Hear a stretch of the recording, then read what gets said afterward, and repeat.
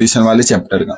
ठीक है, अब बात करते हैं हीमोफीलिया क्या होता है। ये भी एक हेरिडिटरी, जैसे सिकल सेल एनीमिया हेरिडिटरी है, ये भी एक जनरेशन से दूसरी जनरेशन पास ऑन हो सकता है, और ये हीमोफीलिया है। ठीक है, हीमोफीलिया हेरिडिटरी होता है। अब डेफिशिएंसी ऑफ क्लॉटिंग फैक्टर, अब हीमोफीलिया का मतलब क्या होता है, एक्सेसिव ब्लड लॉस होने लग जाता है, हीमोरेज होने लग जाता है। क्यों होता है? क्योंकि ब्लड क्लॉटिंग फैक्टर ही नहीं है। क्योंकि अगर ब्लड वेसल, इनकी केस में जिनको ये होता है, इनके केस में अगर थोड़ा सा भी ब्लड वेसल डैमेज हुआ तो उसमें से ब्लड ना अनलिमिटेड निकलता ही रहता है। क्यों? क्योंकि क्लॉटिंग फैक्टर ही नहीं है। अगर क्लॉटिंग फैक्टर नहीं है तो क्लॉट नहीं होगा, ब्लड क्लॉट नहीं होगा तो ब्लड ऐसे ही फ्लूइड के थ्रू निकल पाएगा, जेली लाइक मास नहीं बना पाएगा। हम लोग ने पढ़ा है ब्लड क्लॉटिंग में, तो ठीक है। तो अब क्या है, फ्लूइडिटी वो निकलते जा रहे हैं, तो ब्लड का लॉस एक्सेसिव लॉस हो जाता है। ठीक है, ये चीज का आपको ध्यान रखना है।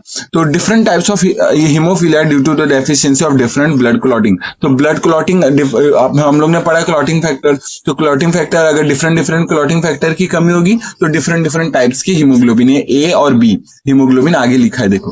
कैरेक्टराइज्ड बाय स्पॉन्टेनियस और ट्रॉमेटिक सबक्यूटेनियस और इंट्रामस्कुलर हीमोरेजिंग। अब वो कैसे, इसके सिम्टम्स क्या और कैरेक्टराइज कैसे होता है ये देखना।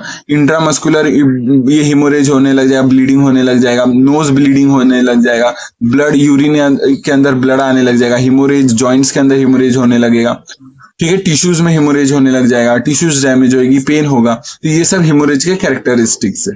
अब टाइप्स देख लेते हैं, हीमोफिलिक ए, हीमोफीलिया बी।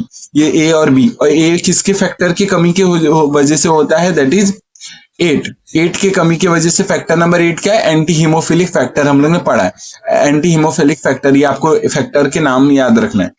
और फैक्टर नंबर 9 किसकी डेफिशिएंसी से, ये इसकी डेफिशिएंसी से हीमोफीलिया बी होता है। और ये फैक्टर नंबर 9 क्या है, क्रिसमस फैक्टर। ये आपको चीजें ध्यान रखना है।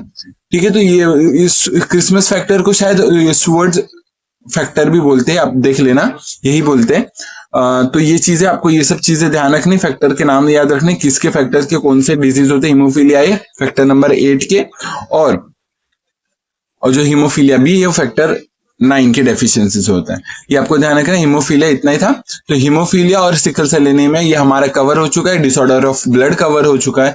अब बचा है बस रेटिकुलो एंडोथेलियल सिस्टम, जहां पर मैक्रोफेजेस ये सब पढ़ेंगे। ठीक है, उसके लिए एक वीडियो आ जाएगा स्पेशली, ठीक है, स्पेसिफिक आ जाएगा। ठीक है, तो बाकी वीडियो समझा कि नहीं बताना, अगेन थोड़ा सा रिवाइज कर लेते ऊपर से। सिकल सेल एनीमिया में अगेन हीमोग्लोबिन कैसे हो जाता है, लॉन्ग हो जाता है, स्टिफ हो जाता है,